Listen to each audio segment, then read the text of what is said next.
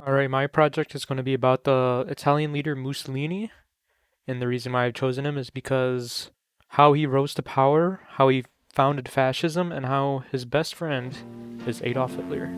People, let me tell you about my best friend. He's a warm-hearted person who loved me till the end. People, let me tell you about my Benito Mussolini, known as a great leader and former prime minister to the Italian country who helped save and rebuild the Italian nation and economy. Benito Mussolini was born in a small town of Predoppio in 1883. He grew up with anarchist activist parents who had Republican beliefs about the current political matter of Italy. Mussolini's father was also a blacksmith, and let's say Mussolini did not progress into that profession and was not a good blacksmith, because, you know. In fact, Mussolini got his name from the Mexican leader Benito Juarez, who was also a socialist in which his parents looked up to. Mussolini's father took him to the pub multiple times where most of his socialist friends talked about politics, where Mussolini gained most of his fundamental ideas early in his life as a socialist. Mussolini wasn't like the other kids, and he was actually known to be a bully and a troublemaker when growing up. Mussolini was expelled from multiple schools due to his disobedience and violence, and even pulled a knife on a student which got him expelled from one of the schools. After working hard and developing his education, Mussolini began his career as an education teacher. Actually a teacher in an elementary school in 1901, and let's say he wasn't a really good teacher and did not continue that career. After Mussolini decided that education wasn't his career, and also to avoid military service, he decided to move to Switzerland, where he studied and became active in the Italian socialist movement. He spent his time there writing articles and spreading propaganda for the socialist movement. After the Switzerland police have found out what Mussolini was doing, he was arrested and brought back to Italy, which he was released, then went back to Switzerland to do the same thing again, then he got arrested again and he brought back to Italy and then completed his military service. After completing the 2 years required for his service in Italy, Benito Mussolini continued to strengthen his socialist ideas and to spread his words of socialism to his fellow Italian people. In the year 1910, Italy has colonized the nation of Libya, which is part of northern Africa, and since Mussolini was anti-war, he retaliated and rioted, and which caused him to get arrested once again. It is now May 23rd, 1915, and Italy has joined World War I. Mussolini has started to develop his fascist ideologies among his 2 years of service when he first was enlisted in the army and then when joining World War I. About a couple years into the war, Mussolini has received an injury which caused him to be sent back home, and where he further started to develop his fascist ideology. It was in this World War I where Italy shared a front with Austria-Hungary, which most of the terrain was actually in the mountains. There was snow, there was mountains, and of course there was also avalanches. There's actually in this footage, like Italian soldiers skiing and also them playing in snow. I don't know if it's actually showing us, but this is a little cool information to know. Maybe Benito Mussolini built a snowman or something during this time.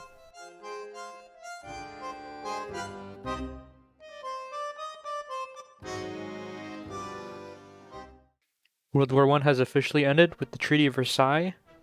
This treaty has left Italy with actually losing territory. They originally joined the war for actually gaining territory, which left Italy in a not so good state. Italy was in uproar as the economy was shattered and strikes broke out, causing the people of Italy to look for a leader to guide them back to order and back to power, which is your boy, Mussolini, but not yet. After finding out the news about the Treaty of Versailles, Mussolini was enraged. He was in that gamer rage, and he did not like how the Italian government handled it. After building his fascist group even more, he has gathered various fascist groups into a national organization of fascism called the Fasci Italiani di Combattimento. There was also an election coming up which Mussolini was preparing to run for, but was also preparing for a coup d'etat, just in case he didn't win.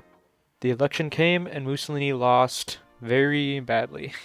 And 2 days later, Mussolini was arrested for collecting arms to overthrow the government. Then he was released the next day without any charges, which is kind of... ooh. In 1921, the Italian King Victor Emmanuel III dissolved parliament amidst the growing violence and chaos.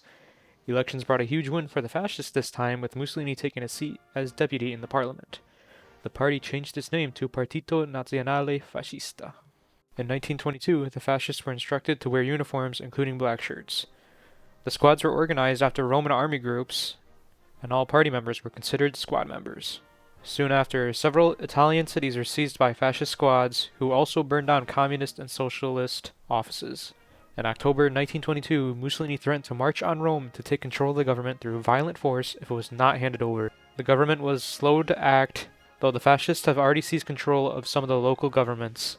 Refusing to pass martial law, King Victor Emmanuel III watched as thousands of armed fascists entered Rome. He dissolved the government and asked Mussolini to form a new one. Mussolini became prime minister, as well as Minister of the Interior and Minister of Foreign Affairs. Mussolini did not become a dictator overnight, but a speech he gave to the Italian parliament on January 3, 1925, asserting his right to supreme power, is generally seen as the effective date that Mussolini declared himself dictator of Italy.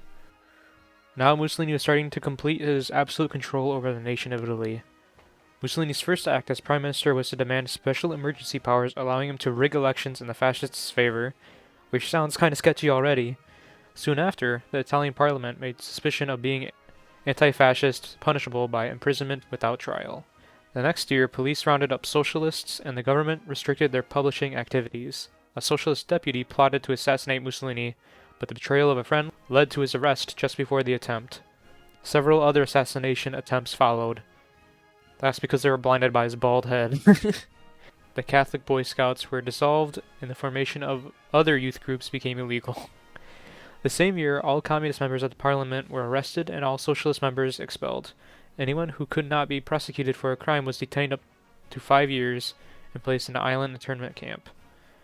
Cinemas were required to screen government propaganda in the form of newsreels. Fascists owned 66% of the newspapers and controlled reporting, issuing daily editorial guidelines and threatening editors with arrests. The Order of Journalists was created and membership was mandatory. Newspapers were allowed to criticize the government as long as they were generally expressed support. While the development of fascism within Italy was still rising, Hitler actually approached Mussolini because of how he admired his fascist ideals and wanted them to adapt him to his own in Germany, but which has happened yet. When Hitler approached Mussolini for an autograph, he actually called him a mad little clown, and after the meeting called him silly little monkey. So at first, Mussolini's first impression of him was not really good, but later we get into the Pact of Steel. At this point, Mussolini's achievements and dominant leadership style was getting recognition on a global level before the Second World War has even begun. As Italy has pulled out of the Depression and has now emerged as a new prosperous country. The Depression acted as a resistance for Italy to prosper as a country, but at the end of the Depression, Italy came out stronger and healthier economically than the surrounding nations. Mussolini became a hero to the people of Italy because Il Duce revived the nation's economy and overall stability. Fascism proved to be successful. Adolf Hitler has been inspired by Mussolini's achievements, and once he gained power in Germany, he sought a close relationship with Italy, as in the Pact of Steel. Before the Pact of Steel even took place, Italy has invaded Ethiopia because of the resources and also how close it was in the proximity of the natural resources in northeast Africa. In 1936, Spain has gone into a civil war and Mussolini provided with 50,000 troops on the nationalist Spain side. It is now World War II, and Germany has annexed Austria and Czechoslovakia, and has now declared war against Poland, which has drawn the Allies into the war. I won't go too much into the depth of the war because you're very familiar with it, and this is about Mussolini. Going forward a bit, where the Allies have kicked out Italy in North Africa, and Hitler called Italy the soft underbelly of Europe, the Allied forces have naval invaded the southern tip of. As the forces have slowly progressed through Italy, Mussolini has been kicked out and been imprisoned by the Allies. Since Hitler is still loyal to Mussolini after gaining his inspiration to form his own nation and empire, he has organized a rescue mission to get Mussolini out of the captivity of the Allies. The SS officers paratrooped to where he was locked up, and they successfully brought him back to Hitler in Germany, where he kind of shamed him for losing. But they're still friends, I guess.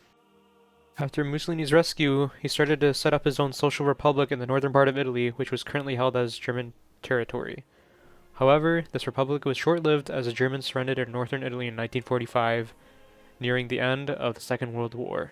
It was once again in the hands of the Allied forces, and was then shortly executed afterwards. The war has come to an end after the defeat of Germany, Italy, and Japan. Fascism has started to die out while countries started to rebuild and continue afterwards. After the rise of fascism, Mussolini will forever be remembered as the bald, angry man